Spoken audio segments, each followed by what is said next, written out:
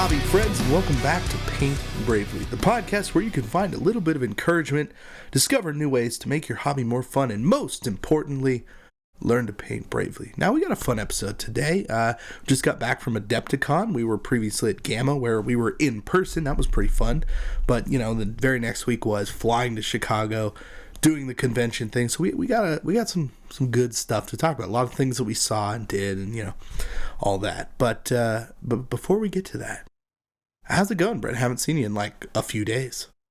I'm doing well over here. It's been a few days since I saw you. Previously, we were hanging out for 2 weeks straight, and that was a very good experience. We learned a lot about each other. And getting real for a minute, we actually got along very well, as far as I noticed. I mean, yes, we did. Like, nothing weird happened, like no yelling and being like, I'm quitting the podcast, none of that business. Not even close. Not even close, as far as I noticed. Yeah, as far as I noticed. No. Yeah, okay. No, and even my wife was just like, you guys, like, abnormally get along. Huh. That's not normal. You know that. And I'm like, is it not normal? This feels normal. Yeah. Apparently, that's not normal. I also met editor Matt for the first time. You did, during the time period when I was just living at Casey's house for 5 days. I met editor Matt, and Matt, it was nice to meet you.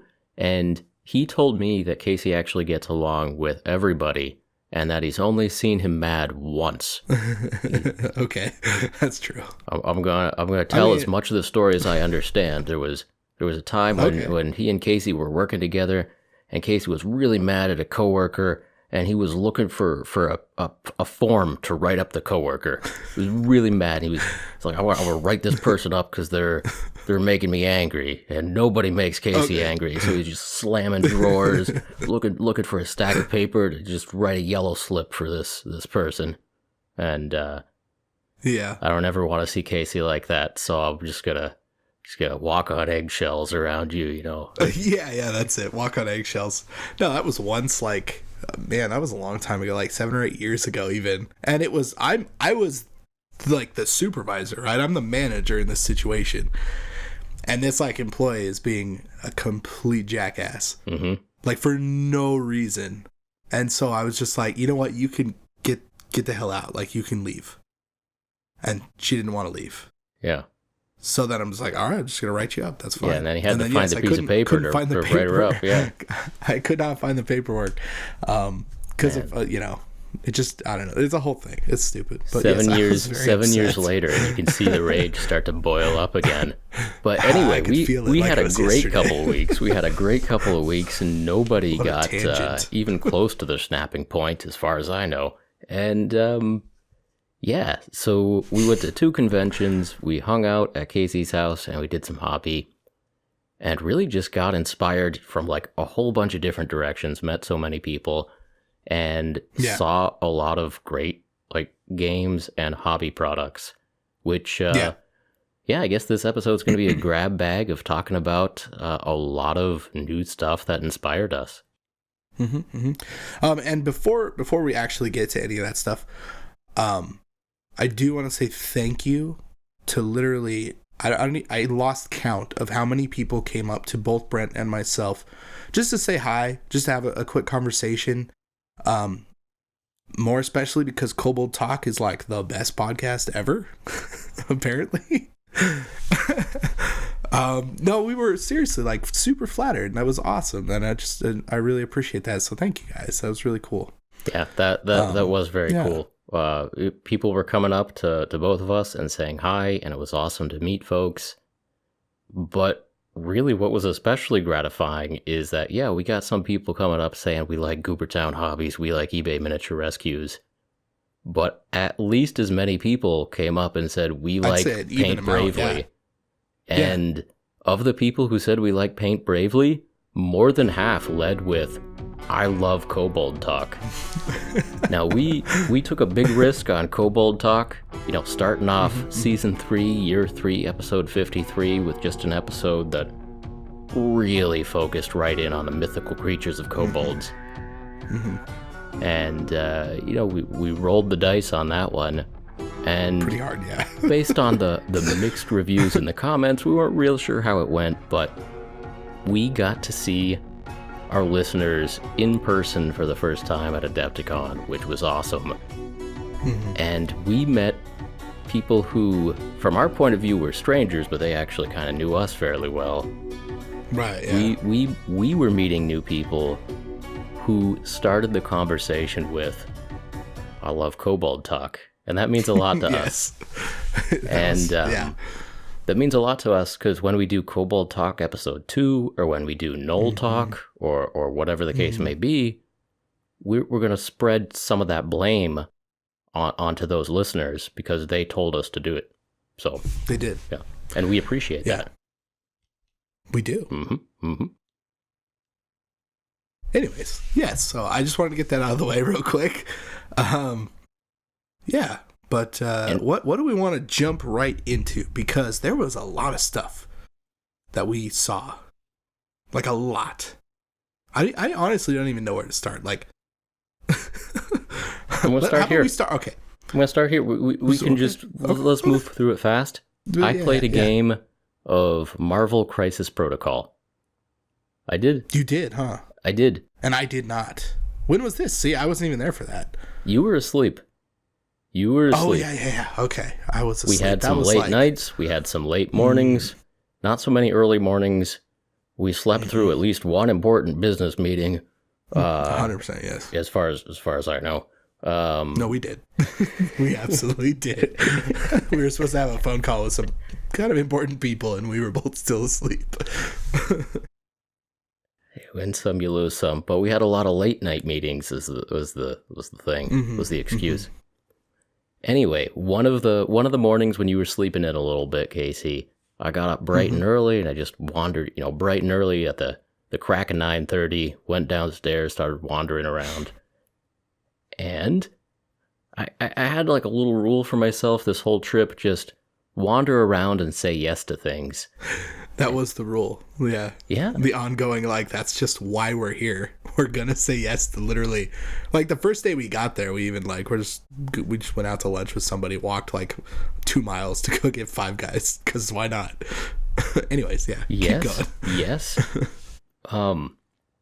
And a nice man named Nate asked if I wanted to play Marvel Crisis Protocol, and one, I mean, rules is rules, but also, yes, I did want to play Marvel Crisis Protocol because other people whose opinion I value have been telling me to give it a try, and yeah, it was fun.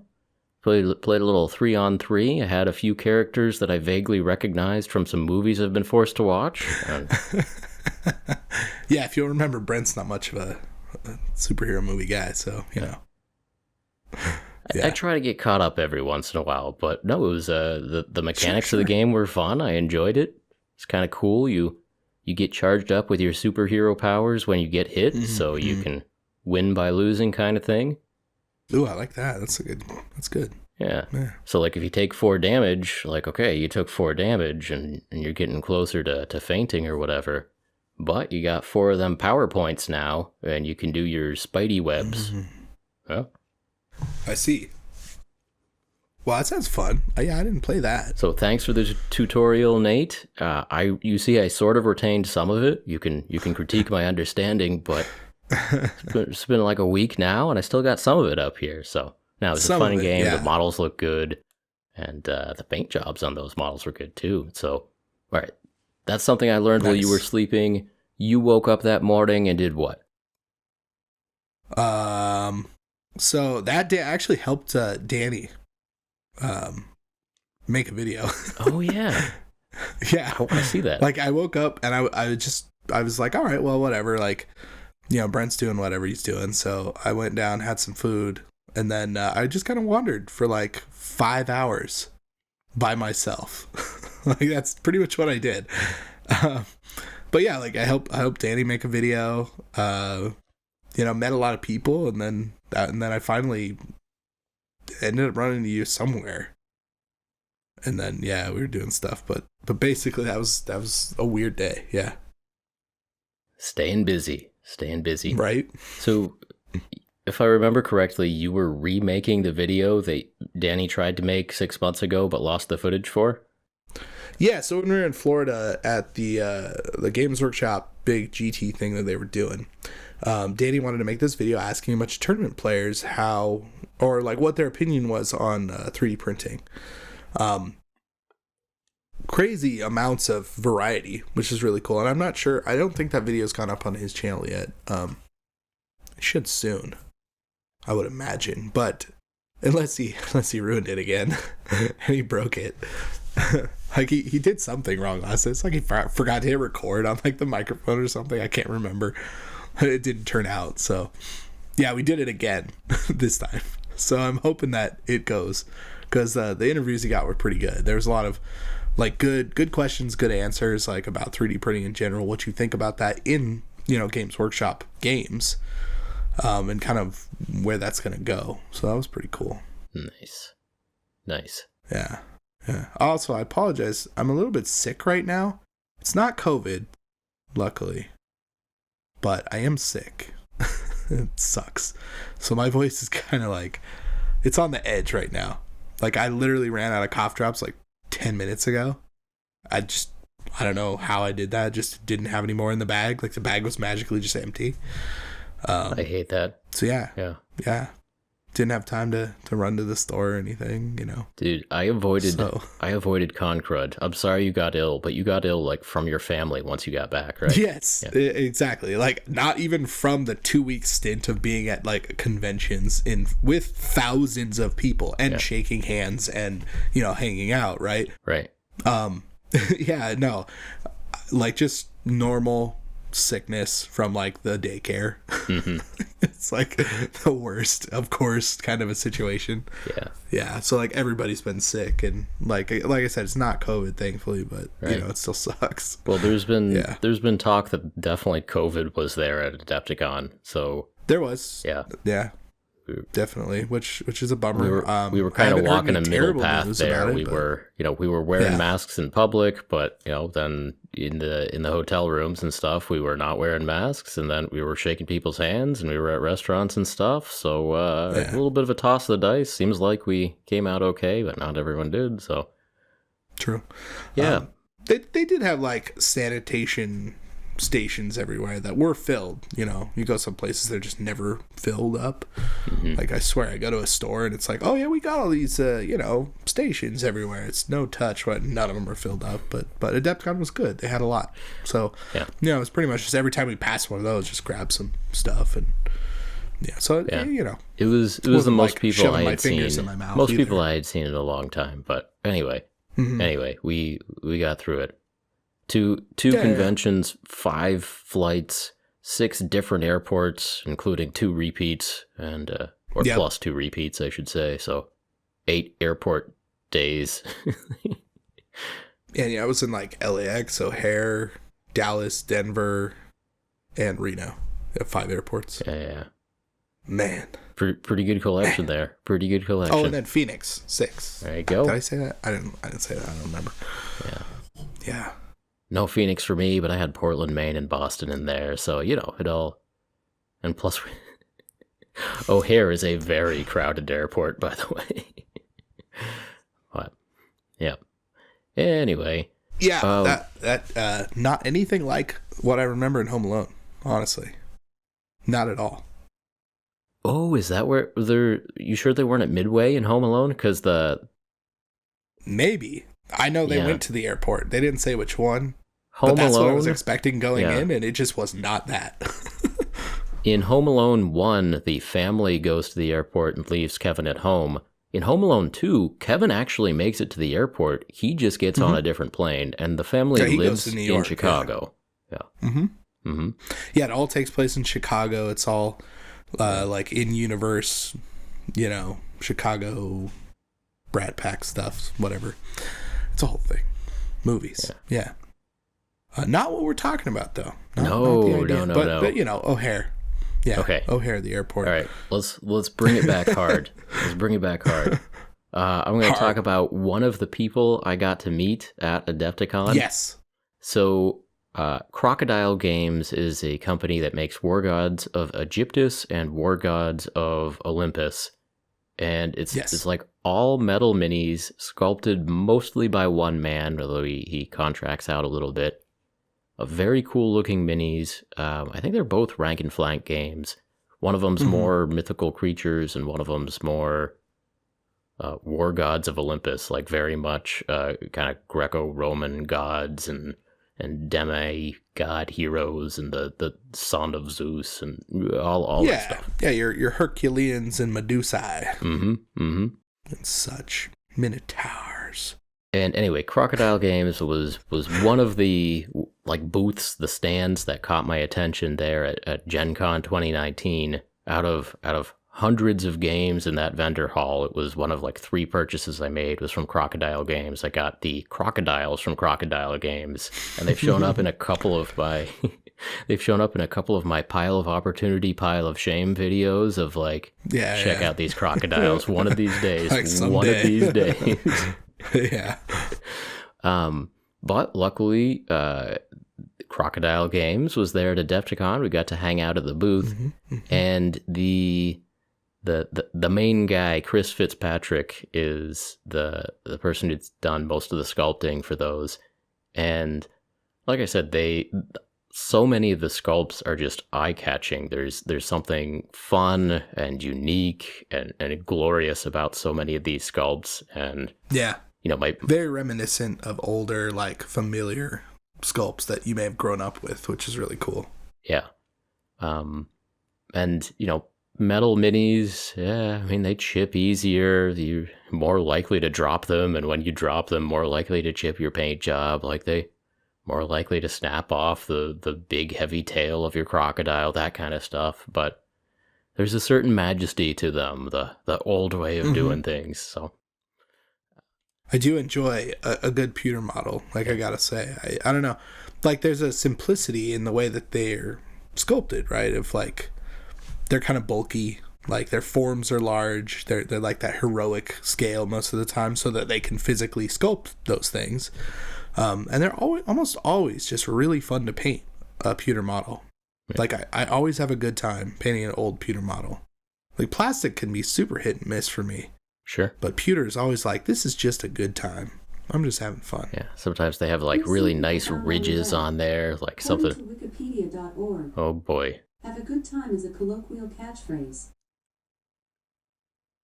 Just always a good time. Always a good time. Yeah. Never not a good time. Okay. So where we're going with this is just good to see Crocodile Games. It's one of those companies that's good to see there. It was right next to Arena Rex, which I've bought from before. It has cool minis. It was across the way from Free Blades. It was not too far away from Creature Caster. Like, a lot of cool companies around there. Yeah. But anyway, we got to talking to the owner, Chris Fitzpatrick, who Fitz is the nickname. It's kind of written on the tab of some of the metal minis he sculpted. Yeah. But before he started Crocodile Games like 20 years ago, he worked at Games Workshop. And it turns out that he is responsible for the sculpting of many models that are famous and infamous. Yes. So Casey, what might people have heard of? You may have heard of a little model called Marathi. Yeah, I don't know if was it the first metal Marathi? Like it was, the first metal Marathi, 1995 or 6, I think. Cool. Marathi, which I actually just bought on eBay with the newer one too. So I have this like nice, cool comparison. It's gonna be an awesome video. But he sculpted that. He also sculpted some Dark Eldar. Yeah. Some of the original Dark Eldar. Right. The Dark Elf Corsairs from Fantasy, he did those, which are some of my favorite models from that range. He also did something else, Brent. So Dark Eldar was one of the things I started with. So probably the first models I painted were a few of the plastics. I'm not sure if Chris did those or not, but pretty soon after I did the Dark Eldar Witches, and those were definitely some of his sculpts. So he did stuff from the Dark Eldar range from 40K and the Dark Elf range from Warhammer Fantasy. And among those, we got to pressing it. We were like, oh, so did you do this one? Wait Did a you do this minute. one? He's like, no, that was somebody else. But no, I did this one. Oh, did you do this one? Did you do this one? And so Yeah. we got into it. And then we got going down this path. We're like, what about Asdrubal Vect? Now this... Oh, I'm glad you could say that. I couldn't say it at the time. I was messing it up. I know. The key is to remember that there's hilarious. an S before the other consonants in there. Asdrubal. Yeah, Asdrubal. Yeah. That's such a good name. So Asdrubal Vect is the main lord of Komorra, the dark city of the Dark Eldar. Mhm. And he's like the head Archon, the Archon of Archons there in the Dark City. Yeah. Anyway, the model for him was very stupid. And you know, Chris knows he had a grin on his face when he was admitting culpability for this. Yeah, 100% knows what's going on here. Yeah. These are some of the models that you may remember. Right. Yeah. So it's like a sail barge model. So there's the plastic Raider model, which is a hovercraft vehicle sort of thing, is the Raider. And then there was an upgrade to the Raider called the Ravager, which had some metal bits glued on, like extra metal guns on the sides and some metal armor plates. So it was a big plastic model on a flying stick because it's a hovercraft. So a tiny little plastic stick that makes it hover in the air, which is very breakable. And then you start gluing metal bits on the sides for the armor plates for the Ravager. And then there was an upgrade above that, which was Asdrubal Vect's sail barge, which is then you just glue a whole lot more metal onto this thing and hope that plastic stick doesn't break. So you like cut off some of the plastic on the Raider kit to glue the throne on. So there's a big metal throne. The Asdrubal Vect sits on his throne. He has a couple of metal incubi that stand on either side on the runners of the Ravager. Yeah. Which those look pretty cool. I like those. Those you can actually get those for like pretty inexpensive on eBay. Those particular models. They're the incubi that have the cloaks. Yeah. And I didn't get 100% confirmation that he did those. I need to double check to see if he did those. That's a good point, actually. He said he did Drazar, which is like the named incubi that has the two big swords. That was like the current model until last year, basically. Right. Yeah. This is a pretty cool model, but that was in the era of he had a helmet gun. The incubi are the ones that have helmet guns. That the helmet pistol, they have a splinter pistol on their helmet, which may have gotten written out of the rules for a little while, but the models definitely still had pistols on their helmets. What you see is what you get. It's just gun like a two-handed power halberd, and the rules say they have a pistol. So it's like where do you somebody late at night started putting a pistol on the helmet. Like, yeah. That feels like a mistake where it's like, I have this sculpted green stuff. Oh, I dropped it. Where did it go? Oh no. And it just literally lands perfectly on the dude's helmet. It's like, you know what? I can do that. I can work with that. Yeah. Let's give it another half hour here. Keep sculpting this green stuff. Work it in there. Yeah. Mm-hmm. Oh, I think we're on to something here, buddy. Yeah, keep going. Yeah. On to something, all right. All right. So as I'm describing the complete Asdrubal Vect model, some of you keen listeners who know a lot about the 3rd edition Dark Eldar army be like, hey, he hasn't mentioned, there's 2 models on this sail barge he hasn't mentioned yet. Mm-hmm. And it is extremely cringy, extremely poorly sculpted slave ladies. Yeah. Mm-hmm. Which you can buy. The last price that I saw was $69 on eBay. Of course it was. Yeah, all right. I know. So it's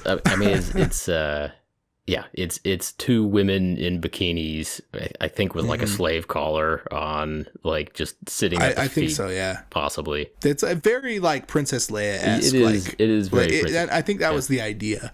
Yeah. Yeah. Because at least one of them definitely has that like sideways laying pose going on.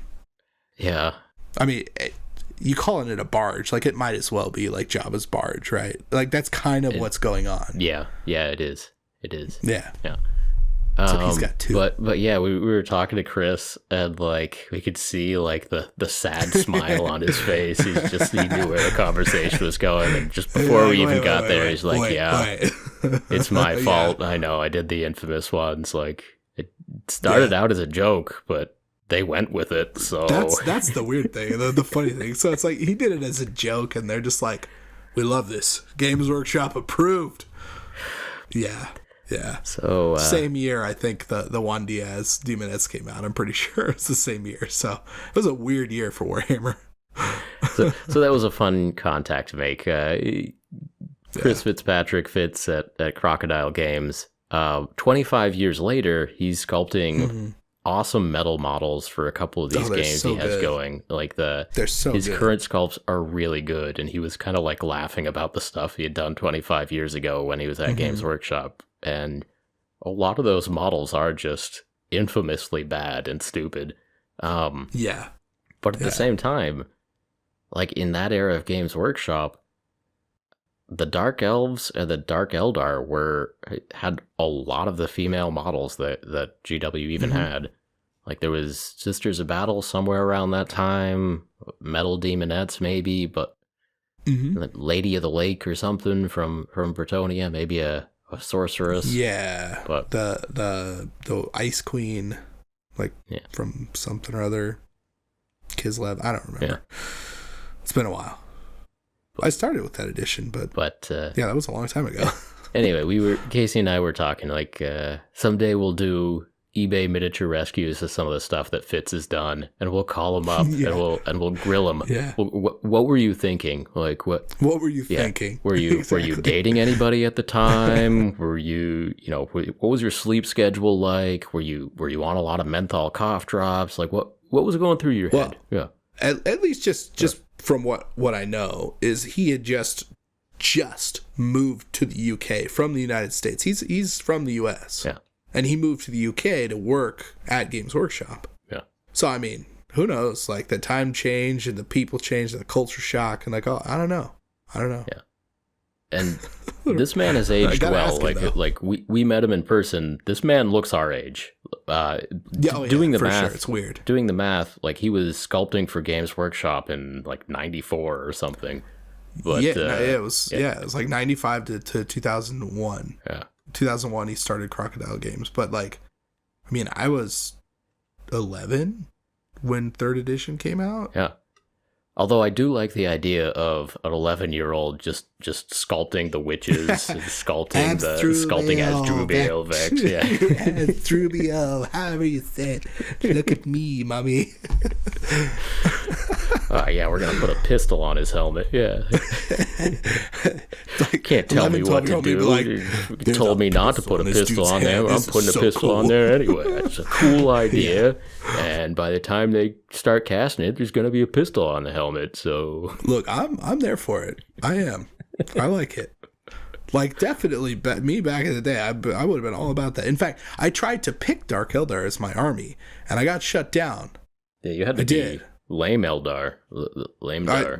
Hey, man, no, I mean, yeah. I've grown to appreciate that army very much. Okay, it's what I started with.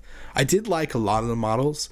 I mean, I liked the, like, darker, cooler looking models, like the Reapers and stuff anyways, which are basically just Dark Eldar models anyways. But yeah, it was definitely a thing. I couldn't play Orcs, I couldn't do Dark Eldar, but you know, that was a long time ago. Nice. I'm freed from those shackles, so I can play whatever the hell I want now. That's right. You just get them on eBay when the mood strikes. That's right. That's right. Exactly. And I did. Well, I didn't. I got one of his sculpts. I haven't actually done. I've been meaning to get some of those Dark Eldar models. I want to like get a few of the ones that he did, so that we can talk or whatever. Just get him to answer some questions. But it'll be a thing. It'll be fun. All right, Casey. But yeah, pretty awesome. Yeah, that was fun. Crocodile Games. You'll be hearing more about that. Okay, but let's walk away from the Crocodile booth. Let's pick another booth or event. What do you got, Casey? Another booth or event. I don't know, like not too far away from that, just a couple of booths up was Relic Blade. Oh yeah. Yeah. So Sean Sutter, Relic Blade Malev. is yes, exactly. Sean Sutter, amazing artist, amazing man. Very cool looking game. I still haven't actually played it, but the models are sweet. They're also pewter, kind of like smaller but thicker. Like, I don't know, they're just good to paint kind of things. Like, they work. Yeah. Very cool stuff. And obviously Malev being the painter that he is. Yeah. Excellently painted models in their booth, all of them. Yeah. Malev Flow Shinobi is a Twitch streamer. If you don't follow, you should look that up if you get a chance. Or check out the Instagram pages. So Malev does basically all of the studio painting for the Relic Blade game. And they look really good. Mm-hmm. Yeah, they do. They do. So we hung out there. I feel like we kept ending back up at the Relic Blade booth, like constantly. Just like that was like this weird meeting point for a lot of people. Like I ended up running into like I think Lila there, and like Eric at one point. All these other just like random YouTube people that we know. It's just like, oh, just wandering by. They're just standing at the Relic Blade booth. Like, sure. I don't know. They had chairs there. It was pretty nice. Yeah, absolutely. Yeah. I think we directed a few people there that needed to be aware of the glory that is Relic Blade. I think so. On a previous episode, I mentioned that this is a rule book that I've actually read. Right. I feel like that's an important distinction. Yeah, just for this game in particular. If we're just listing off names of like random games, and then we saw this game, then we saw this game. This is the game where Sean Sutter, one man, did all of the sculpting for all the models in the line, did all of the art in the rule books, did all of the art on the cards for the unit abilities and the upgrade cards and stuff. And when he sells a rule book, he does a doodle in the front cover. That's true. And so he drew. Yeah. Did you took a picture of that, right? I got footage. I got film of Sean making a doodle for you in the inside cover when you bought the rule book. Yeah. I'm gonna need that eventually. I'll get that over someday. Yeah. Anyways, he drew this like nasty pig character who was the he said it was the person who painted all those terrible models that I'm now rescuing. Like, I mean, I don't see them like that, but that is very funny. Yeah. He was holding like a can of like Krylon or something. Spray paint, just like going for it. It's pretty good. Just coating them. That's good. Yeah. Just thick. Nah, these small games are cool because, you get to actually meet the creators of the games and stuff. But that one's Relic Blade's crazy because it's Sean who does all the sculpting, rule writing, illustrations in the rule book, and like personally signs each rule book, which is pretty cool. Yeah, I think so. And then Malev is his not his full partner, but Malev helps out. He's a champion. He's his champion. Malev's the champion. Yeah. He's all about that stuff. Yeah. Who paints those sweet metal minis and makes them look good. Yeah. I mean, honestly, seeing them, it's like I just want to sit down and paint them because I just want to paint a sweet looking model like that. Like, yeah. Yeah. Okay, let's go to a bigger game. You want to talk about Conquest? Yeah, let's talk about Conquest, the last argument of kings, which is the dumbest name for a game, by the way. I think it's the worst. The Conquest is cool. Conquest, but you got to add something to it. Add the rest, like Conquest, the last argument of king, like CTL. I mean, just Conquest. You're not going to get good search results, so you have to add something to the word Conquest. I get that. to get search results. And surprisingly, typing it all out, you actually do get the search results you're going for if you're looking for it on Google or if you're looking for it on eBay these days. Yeah, that's true. That is true. I mean, I'll give them that. Like for search engine purposes, like yes, you have to differentiate because you're using a very generic Googleable word. Conquest. Conquest. Like, in fact, if you search Conquest in eBay, you pretty much just get Risk for days. Like Risk. I don't know why. Makes sense. Is it like Global Conquest or something? As they say that? I don't know. Probably. something weird like that. But, you know, that's what it is. So you have to have something else. And they tried to shorten it, I feel like. They do like First Blood or something, or First something else. I think that's just the first argument of case. Yeah, First Blood is their like shorter rule set, is their like intro rule set, so you don't have to read a big rule book. Yeah. Even though, like, I feel First Blood we'll isn't. get to the rules. I mean, First stuff, Blood, but... you're also going to get a lot, but maybe Conquest, First Blood, that might be enough words together. That Google might be able to figure that out. I mean, maybe like you get Rocky stuff in there, not Rocky, but like Rambo. Yeah. There you go. Yeah. That's exact same guy. Mm-hmm. Yeah, I'm with you. I'm thinking whole slide there. So I mean, I get it. Conquest, it's cool. Anyway, the model. Conquest. We'll get to that. Conquest is a rank and flank war game. So squares and rectangles of minis going at each other. The way they do it is it's circular bases that go inside circular cutouts movement and trays. Like rectangle movement trays, basically. Which I appreciate from an aesthetic standpoint of like, you can still have a cool looking model, right, and they've made room for it to be cool. Right. And here's a movement tray for you to still do this game, but have a cool looking model. So definitely appreciate that. Yeah. Yeah. It seems like a pretty good system. The movement trays. So first off, it's mostly polystyrene, although some of the characters are in resin. So it is the higher end singular characters are resin. Yeah.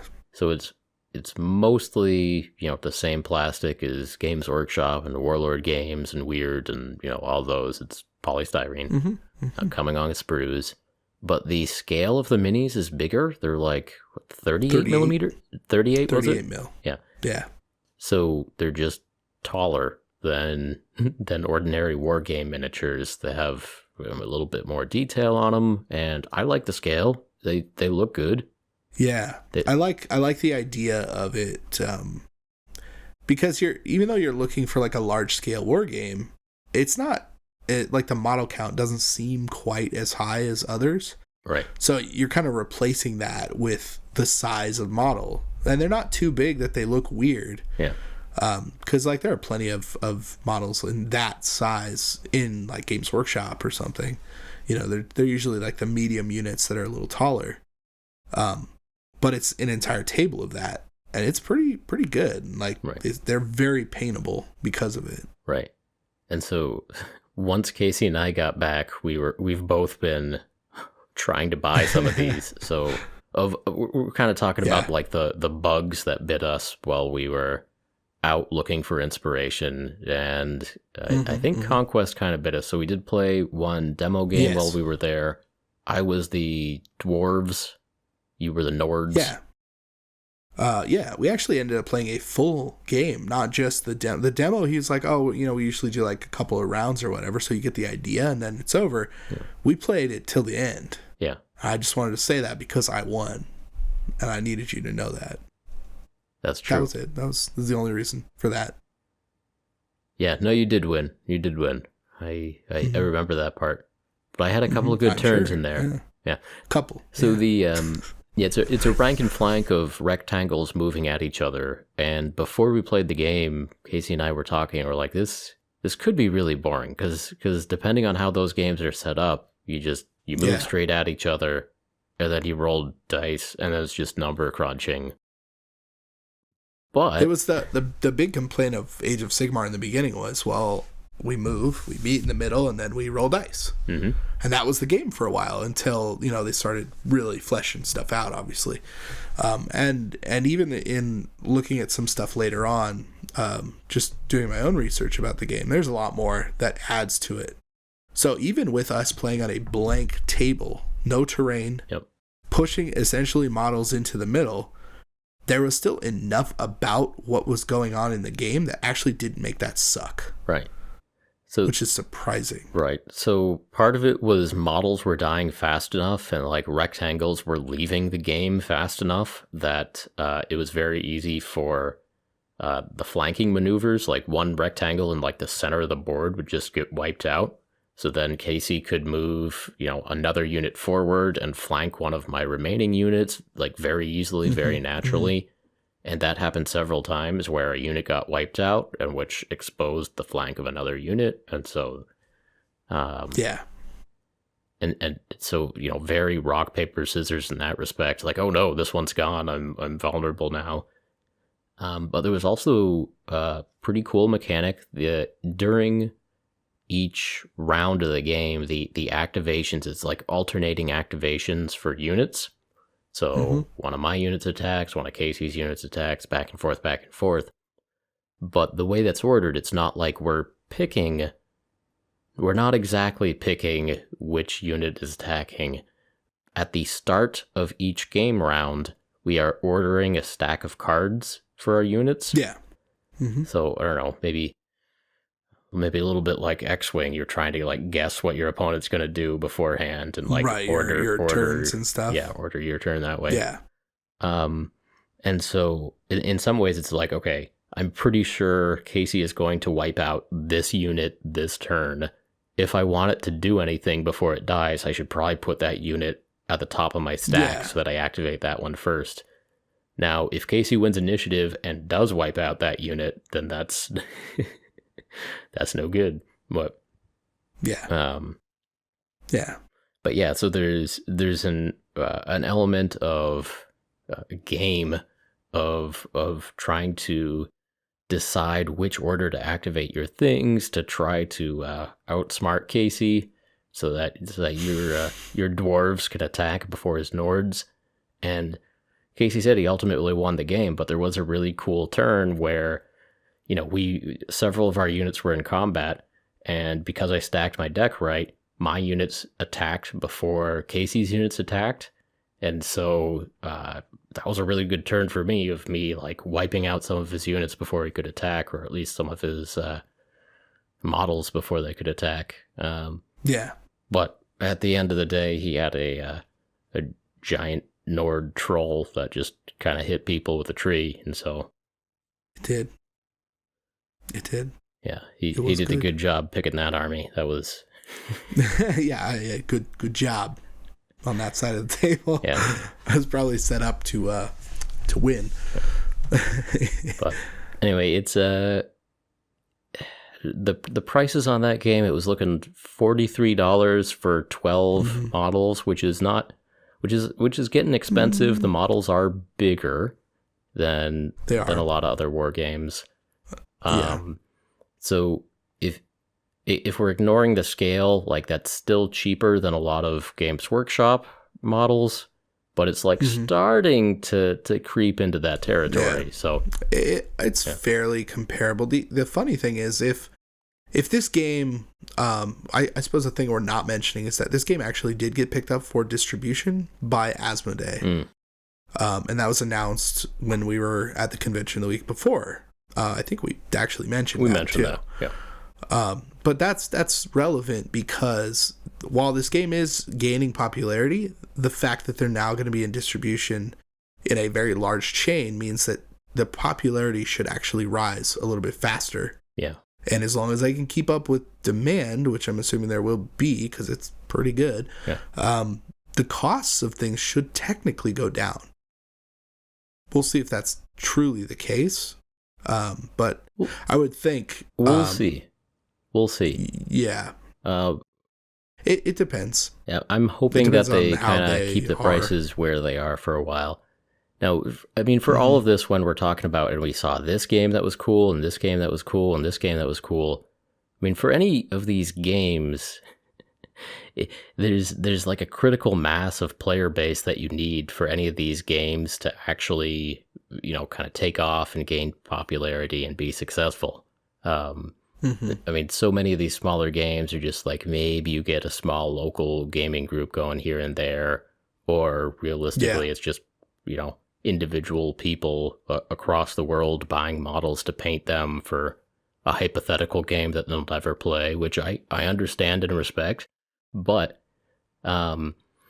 Conquest is interesting. Like, I would actually bet money on this gaining enough popularity that you could actually find players for it, and that there would actually be game groups at game clubs and at game stores that are, actually active and setting up events. And Well, I know that currently at my local game castle, where the Conquest people actually came and did some demos and talked to people after Gamma, there is at least somewhat of a community, because we have there's a Conquest night every week. So I mean, I keep seeing it, right? It keeps popping up, so I feel like it's getting there. I mean, hopefully it'll continue to get there. Yeah, it'd be nice. It would be. So today, actually, they have a really active Discord and online presence. The Conquest folks do. And so today they had, I don't know how often they did it, but today on the Discord they announced that they were having a happy hour, just an hour of like a big Google chat hangout or something. And I think there were like 50 people on the call, and I was just watching it on Twitch.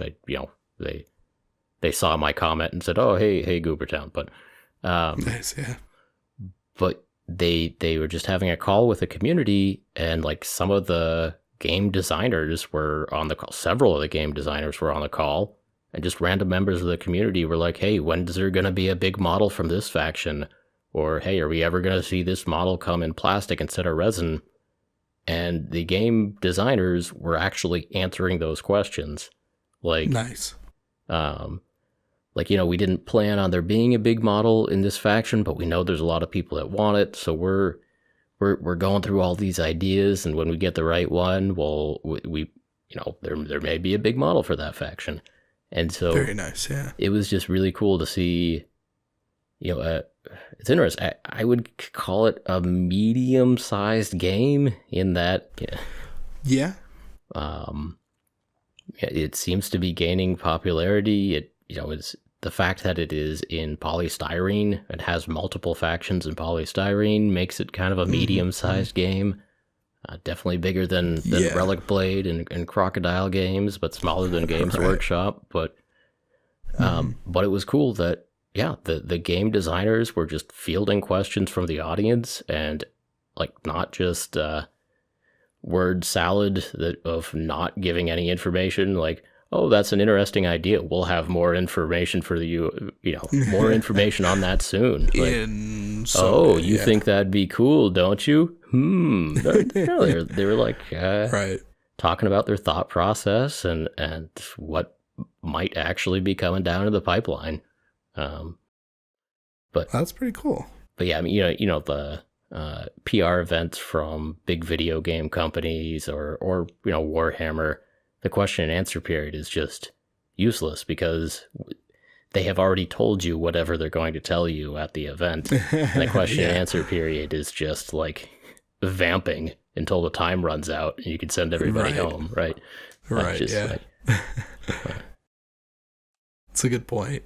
Not in this case, though, obviously. Which is really cool to see. And I don't know. It's nice that, like, if you were to get into this game right now, it's like it's a different kind of opportunity to like grow with a game and to potentially have your voice actually heard, into making it the kind of game that you want it to be. Like, you as a player, or even us as players, we both bought the starter like a couple days ago on eBay. On eBay. So I think their 2-player starter kit is like $160 or something like that for 2 pretty big armies, and a rule book or something. And we found eBay deals for, might have been the older version of the box or something, but we got it for like $100 each ish. But it's like some store that has this stock, that's been sitting for a while. Because actually, the funny thing is, I actually brought this up to one of the employees. Is that like I've seen like stuff about this game. I've liked what I've seen, but all the boxes are highly confusing. Like, they don't make any sense. Like, you have no idea what's in them. You don't know what you're supposed to buy, where you're supposed to go next. And I thought it was pretty cool that he was like, "Oh yes, no, we acknowledge this problem, and we're literally redoing all of our boxes currently. And I've seen the newer boxes, and it makes a whole lot more sense. Like, you can actually see what's in the box." And I think that's pretty cool. Like, again, that this company listening to feedback, not that I was the only person saying that, but that some of my concerns about it were already being addressed because other people had mentioned it and they were doing something about it, is honestly just fascinating. So what I mean is that there's a unique point right now where we can kind of get behind this game as a community and actually see it grow. I mean, if it's fun, then it's probably going to grow and people are going to want to get behind it. And I think both Brent and I, from the one demo game that we played, are kind of like, yes, this is something worthwhile. We picked up their sprues. They showed us their sprues. They just had them out of the box. They're pretty nice. Yeah. Like, they're 100% comparable to Games Workshop sprues. The quality and the sculpts. Obviously, the plastic is the actual same material. But the sprues are like packed nice and neat as well. So you're getting a lot in one sprue. And they make nice models. So, yeah. How are the cats, Brent? Man, Snuffles just woke up or something. Snuffles was pretty activated there. But yeah, anyway, we each have some Conquest on order, and so we're going to see how that goes. Now, I need to confess to making another purchase on eBay recently. Ooh. I don't know if you'll respect me for this or not, but it depends. Go on. You know what I'm going to say. So the Age of Sigmar starter set from last summer, Dominion, was their $200 starter set that had a bunch of the Cruel Boys in there, had a bunch of the new Sigmarites in there, and it was a $200 box, but the price on that has been dropping and dropping and dropping, and like it's still not sold out. Like they made so many boxes of this game. Kind of the 40K version of this was the Indomitus box that had you got your Necrons and your Space Marines and $200, and it sold out in a lot of places quite quickly. That Indomitus did. They said it did, yeah. And then, of course, it's been lurking around in various game stores and stuff. But, yeah. But not selling for like way below $200. No. Indominus is definitely holding its value because they limited its run. Dominion, on the other hand, because it was launching a new edition and it was the not limited version, they put a lot behind that. They printed millions of those boxes. There are so many Dominion boxes out there, and I am going to include a piece of footage that I took at Adepticon of Brent standing next to I don't know, a couple 300 or 400 boxes of Dominion, right? It had maybe more than that, but they had pallets. Like there were like 3 pallets. Yeah. So anyway, on eBay, I caught one going for $103 instead of $200, so I picked it up. And not that I need any more of any of those models, but I had to be part of history. I had to get the box for $103. The fear of missing out on that sweet deal. I mean, it's a decent deal at $200 if you like any of the things in that box, but at $103, like, you got a true warrior will jump on deals like that. So, a true warrior. Yeah. I love that usage. Even at $200, I felt pretty good about the box. Sure. It's still valued much higher than $200. Like just the Stormcast half alone is $250, or it was like a month ago. Sure. Just that. So, you put in the Cruel Boys and what those go for individually for the same units, it's about the same. So like a $200 box for $500 if you were to buy it individually. And now for $100 for a $500 value, like, you do not buy Games Workshop models for that cheap. Right. You just don't. So yes, I commend your purchase, good sir. You are a warrior. Now here's the thing, Casey. We talked about this, but I'm curious. I want to know if it's going to go even lower than $103. Like, if it goes to like $80 or something, I'm gonna buy another one. I'm gonna do it. If it legitimately, if Dominion, I'm gonna say it here, if Dominion goes below $90 a box, I'm gonna buy several. That's a straight up Rudy alpha investment right there. That's at that point, like that's putting your kids through box college. Of Dominion will be worth $500 in 10 years. Yeah, no, that's like, a college investment fund. Yeah, that's for real. Yeah, if you need me to, I got 2 kids. People like. Yeah, if you need me to talk your wife into letting you do this as a sound investment, I need 1,000 boxes. I'll make please. a PowerPoint presentation, and we'll get to work. Yeah, I like it. I like this. This sounds like a really solid investment. I like this a lot. I'm definitely gonna sit on those boxes for at least a decade. We'll see how that goes. I mean, there's so many like classic starting boxes, like the start of edition boxes for either the fantasy game or 40K, where it's as soon as it goes out of production, everybody's like, oh man, I should have bought the Battle for Skull Pass or Assault on Black Reach. Or imagine if you still had those boxes right now. Even those Battle are $400, $500 boxes. Yeah, exactly. So in theory, maybe Indomitus will be the same, or Dominion will be the same, but yeah, it's really hard to say. Right? It's so hard to say. But I think it's worth putting a couple of boxes in your safety deposit box and letting that appreciate. I'll throw it in my attic. I think that'll be good enough. That seems fine. Seems fine. But yeah, so Adepticon, forget those when I move. Like, oops. I do love the idea of somebody's sudden windfall of moving into the old Casey residence in 2050 and not realizing that they have $30,000 worth of Indomitus and Dominion in the attic. Yeah. Exactly. Yeah. But yeah, so at Adepticon, there's these different tiers of badges, and if you get the very important gamer badge, you basically pay for a bag of swag. Basically, you pay extra on your badge. A bag and some stuff in it. Yeah, and it looks like a pretty big sized haul.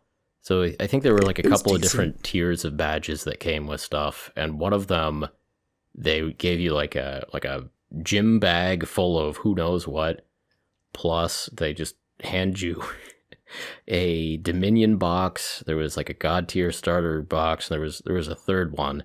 But yeah, it really made us wonder how too many of these did they print if they're just kind of sloughing them off on everybody of this badge tier at Adepticon. Right. And there were, like we said, pallets worth that were gone by the end. Yeah. They had to have given a lot away. Yeah. And it's interesting to see, because in some ways that's a good marketing technique, but on the other hand, does that just cheapen your product? Like, so like God Tier. God Tier is a game that came out a couple of years ago, and it came out like right at the start of the pandemic and never really took off. That definitely got like pandemic COVID snubbed. Nobody could play it. Our friend Ali McAllister painted them all and made them look awesome, but in general, they haven't gotten a ton of attention. But at Adepticon, they were just handing these things out all over the place, and yeah. And then by like the fourth day of the convention, they had extra swag bags, and so somebody was just clearing out the storage room and was just giving people hanging out at the bar God tier sets. And literally, like we're sitting near the bar with a bunch of people. Some people are playing Stargrave on this like coffee table. It's pretty great, actually. It's fascinating. Beer cans and popsicle sticks as terrain. It was awesome. But we were shooting some video. Dude comes by and it's just like, we're getting rid of these. Like, do you just want these? And of course, we're like, yes, of course we do. Yeah. Because we didn't pay for that. So yeah, dude comes around, like gives us all these extra, they're like the lower tier swag bag thing, but it was a bag, it had the God tier stuff in it.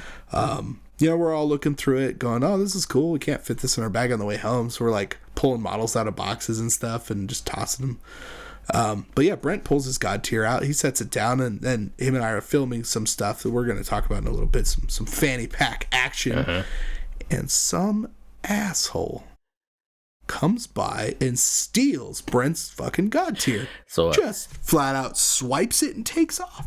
So I'm like, okay, there's no way I can fit this God tier box in my bag, but I'm going to take some pictures of it with my camera, and then I'm just going to throw away the packaging, and I could put them, I could just, throw the models in with my socks in the bottom of my suitcase, no problem.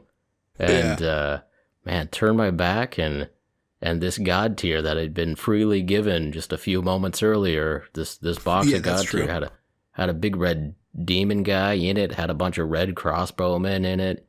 And, man, turn my back and somebody steals it. And like, hey, right. If somebody's going to steal something from me, I'm glad it's a stupid freebie. I wasn't sure if I wanted that. I was given a few minutes before. Yes. You're not sure what to do with.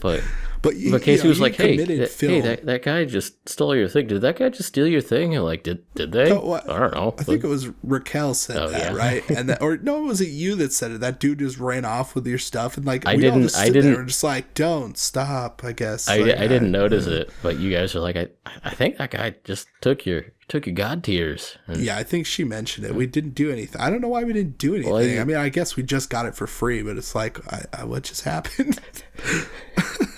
Dude just runs off. Is Goobertown going to have to yell at somebody? Is Goobertown going to have to chase somebody down? Like, are we seriously going to do this? Because like, I don't know. Roll up your sleeves, Casey. Like, well, that's the thing. It's like I'm feeling these emotions, right? Like in the moment, I'm like, we need to do something about this, and it's like, it was literally like we just got this stuff for free. We barely had it, and it's not like any of us cared or were going to use it or take it home for anything. Like, I did end up throwing the models in my bag. They're still in my bag. I forgot that I even had them. And I like was reaching in there for something else and like found one of the models the other day, and I was like, oh yeah, nice. I forgot I put these in there. So I was like looking for a battery for my camera or something that got lost. But it was such a weird thing to have happen though. Just Goobertown gets robbed at Adepticon. Like, there's your video. You know what? I'm not doing it. That's way more effort than it took to acquire those models or get robbed of those models to make a video. Which is why you should do it. That's 100% the reason. In fact, maybe this episode should be called that. Goobertown gets robbed at Adepticon. Neither of us even remember what happened. Like No, like somebody grabbed the box and then we're all like, I guess he's taking it. I don't know. The important thing is the thief in question, who I wish only the best to. If you're listening, hey, you know where you got those demons from, and like, all right, it's funny this once. You get one pass. You one pass. Yeah. Though, if you are the guy that robbed Goobertown, luckily, like, you probably tell people let's not make this a repeat thing. Like, let's not make like stealing for me a tradition at conventions or like.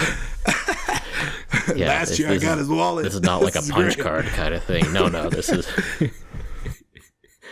You don't get your Scouts badge from like stealing stuff from Brent at conventions, but no, you don't. I want to point out that the thief, the big bad thief, did not get the Victoria miniature that was also in that swag bag. That made it home safe, which I am very happy about. So.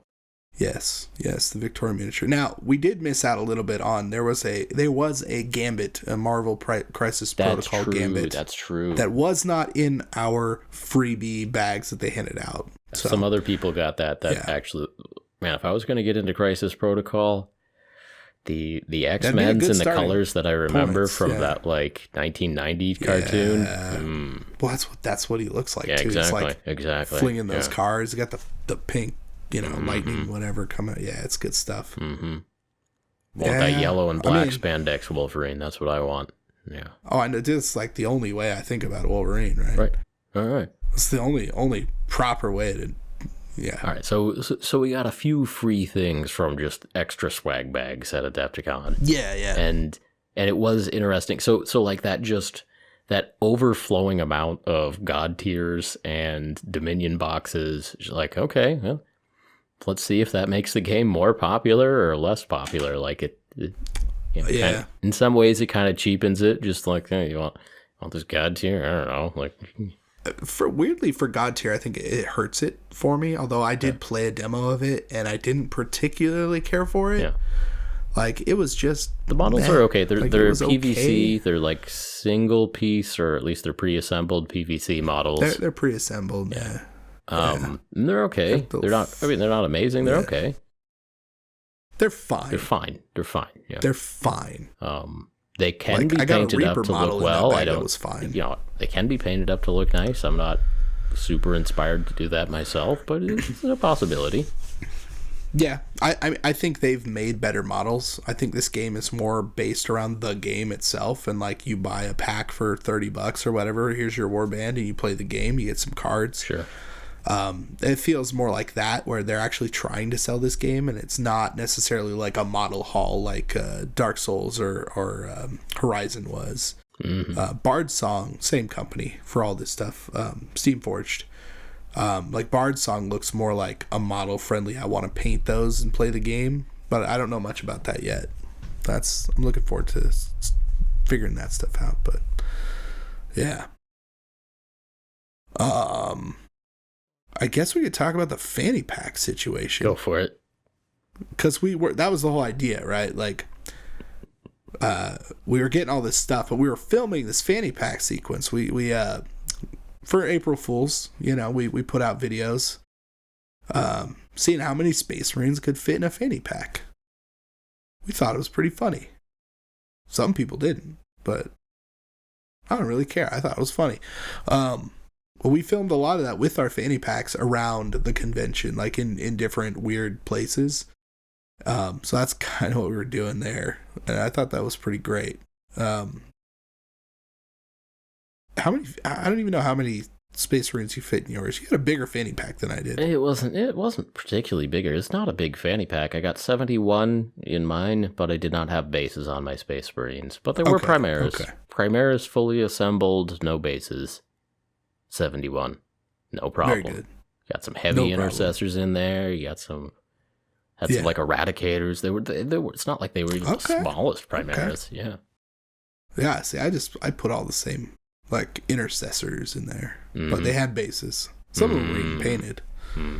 Only got 29, but then I just told everybody that you cheated, and that's how that happened. So yeah, I got a lot of people coming over from your video saying that I cheated. So. Good. All right. As it should. Well, we'll try harder next year. Every April Fools, we got to put out a stupid video, as is tradition, and we'll only goes downhill from here.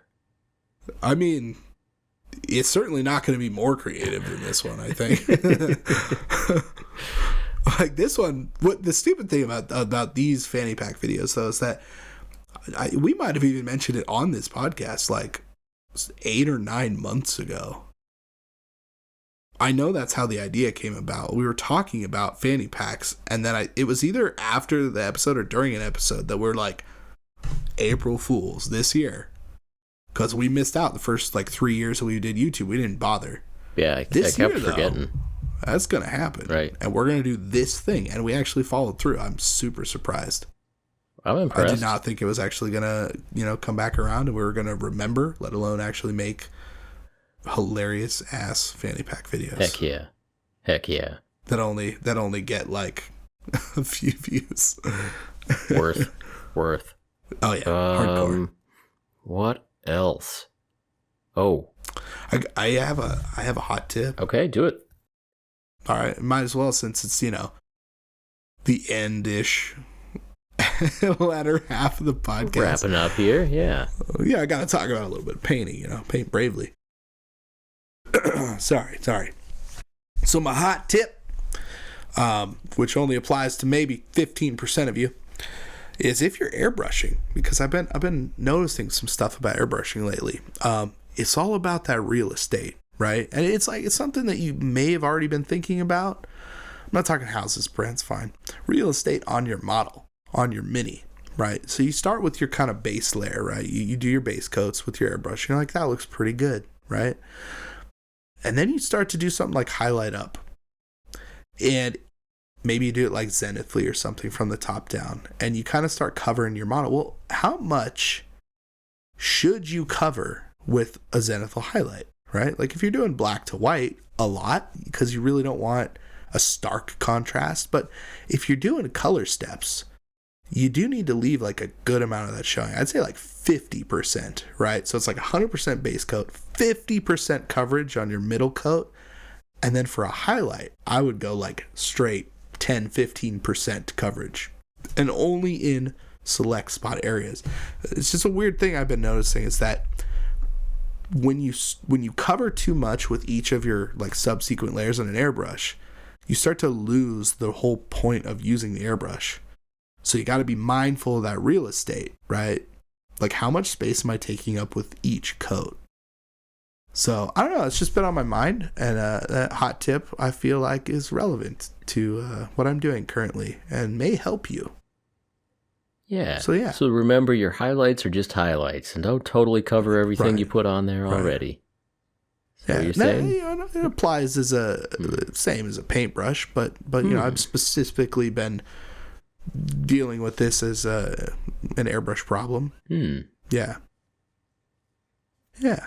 Just let those colors show. Something to ponder. Let them show. Something to ponder. Yeah. I like that. All right. That's good. I like that. What else did we do at Adepticon? You know, I walked around the gaming area of people playing, and the best looking boards in kind of the free play area were the infinity boards. The terrain on those boards was amazing. I don't know how they farmed out the responsibility for making boards, but like each of the play areas had a different theme, and it was built up with a ton of awesome terrain, and it was brightly colored, and they had neon lights and LEDs, and every single board was different and awesome looking, and it made me more interested in the game Infinity. So some of those models are pretty cool. Yeah. Well, and they're coming out with a fantasy version. Yes. Warcrow. Is it? Is it really called that? Yeah. Not Warcry? Right.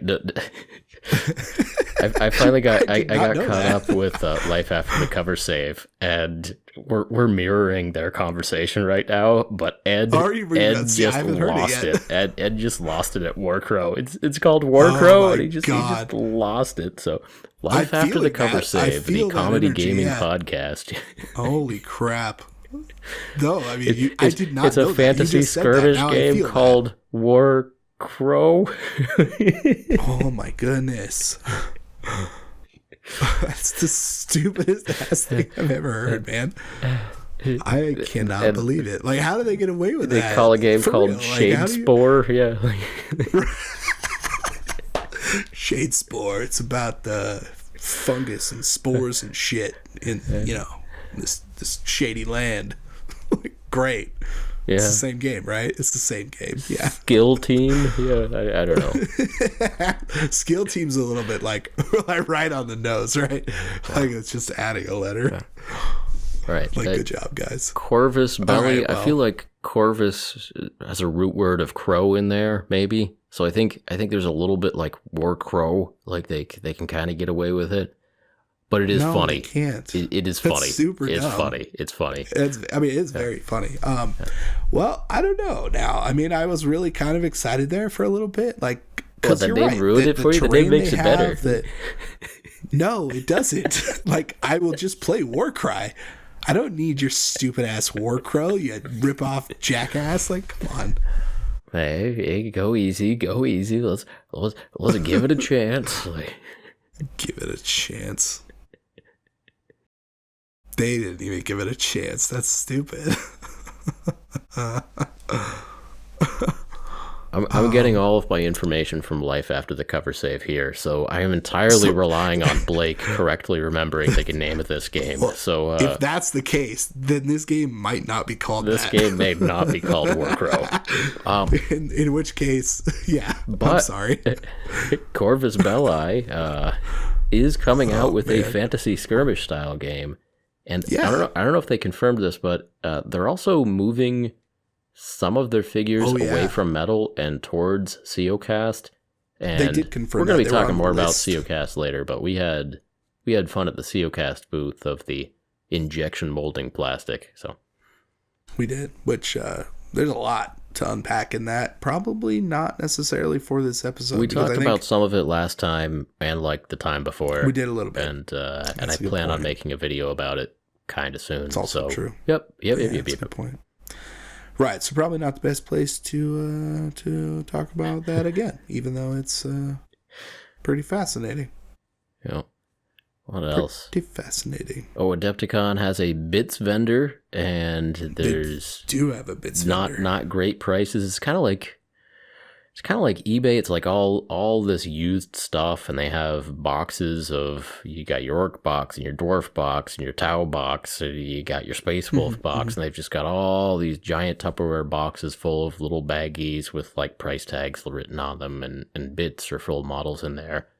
And the Adepticon bits vendor station, honestly, the prices are not great, but the fun is just digging around and checking out all the cool stuff, and it being very much an eBay on demand of just a giant used marketplace that's right there.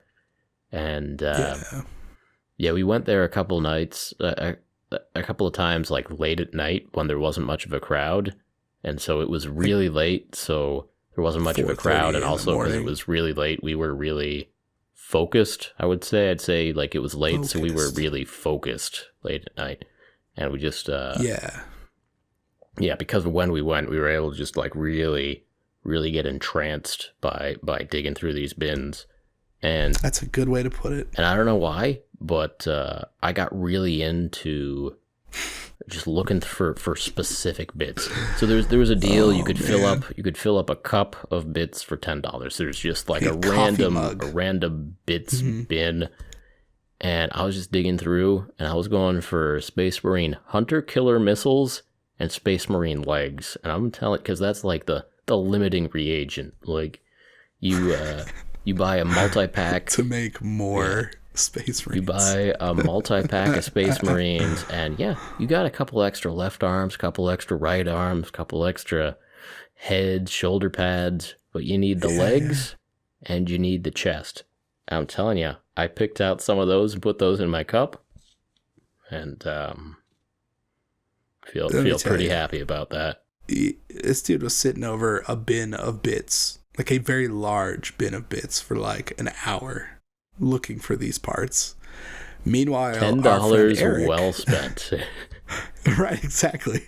Like for you to go through, nope, and then another one, nope.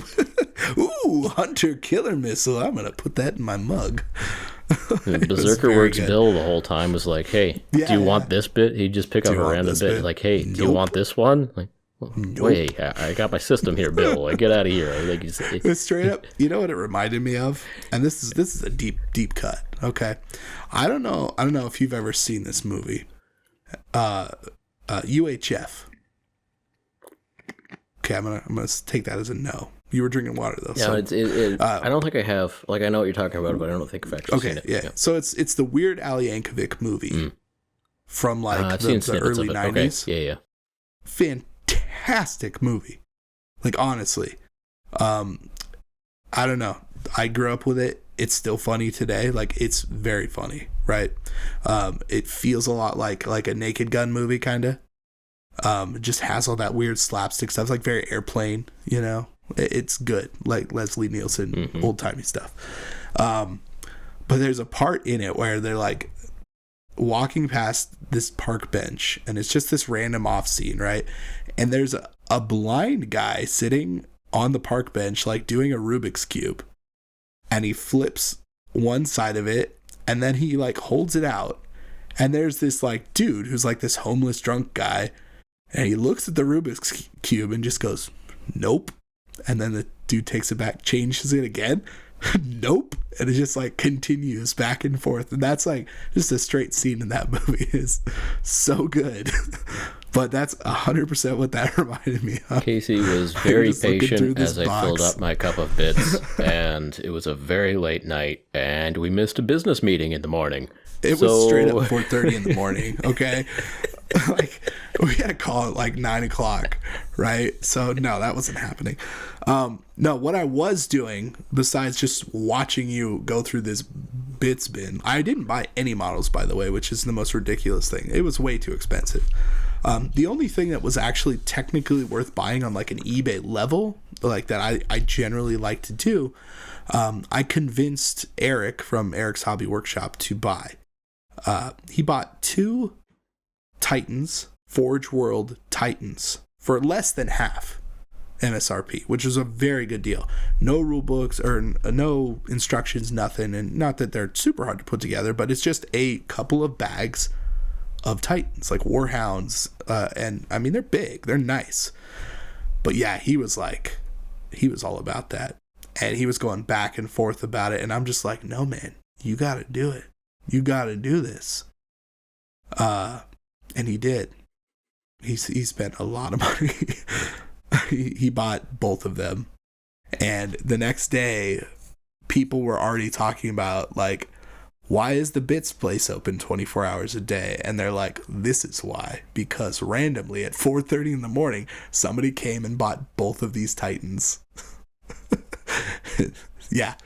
So it was a good time at the bits place at 4 in the morning. Like, we had a good time. I do wish I had bought something, but man, I just couldn't. I couldn't get over the prices, unfortunately. Yeah. You like to move in on eBay deals where it's like half MSRP, but a lot of those prices were like 80% of MSRP. So right, for like not well put together or well painted models, and most of them were like, I would be stripping these, and they're like, oh, we painted these for tournaments and did this, and it's like, I get if you need that unit for the tournament, you're like, oh man, like I didn't bring this unit and it's $100. Well, it's painted, I can play with it. Yeah. Buy it, go and do your thing. Like, I feel like that's more what it's geared towards. Yeah, they had like racks of actual complete units that were painted. They also had bins full of plastic bags. I think if we wanted to just do a little bit of painting late at night or something, it would be kind of fun to buy like one model from one of those bins. Sure, yeah. And yeah, that's true. Like they had the metal dwarf bin, which is just, you go in there, you get a Troll Slayer. You go in there, you get a Thunderer or an Iron Breaker or something. That's very true. That's a night of fun right there for like $4 for one of those old metal dwarfs, which again is not a great deal, but it's a fun old model, a little bit of inspiration, blast from the past, and But I mean, I think if you were building, they actually had squats. Eric bought the entire bin of squats, by the way. I don't know if you knew that. And then they just announced squats like a couple days ago. He's like, dude, these squats are here. You didn't pick up on those squats? And I'm like, no, man, if I'm going to do squats, either they're going to come out or I'm going to make them with these other models. And he's like, oh, that makes sense. They totally did. So good. It was a good time. So we had fun at Adepticon, and thank you for going on this journey with us, whether you were there or not. Yeah, I mean, if you were there and you said hi, again, thank you very much. Heck yeah. And we'll definitely see you next year. I mean, that's a given, I think. I'll try to go back next year for sure. Potentially at Gen Con this year. Oh, yeah. I'm still 50-50 on whether or not I'm going. Yeah, I don't know, man. I don't know. Well, anyways, thank you again for joining us on another episode of Paint Bravely. If you enjoyed this podcast, please help us out by leaving us a review on iTunes, subscribing to the YouTube channel, and sharing this message with your hobby friends. And as always, we appreciate each and every one of you for listening, and we will talk to you next time. We appreciate you. Talk to you next time.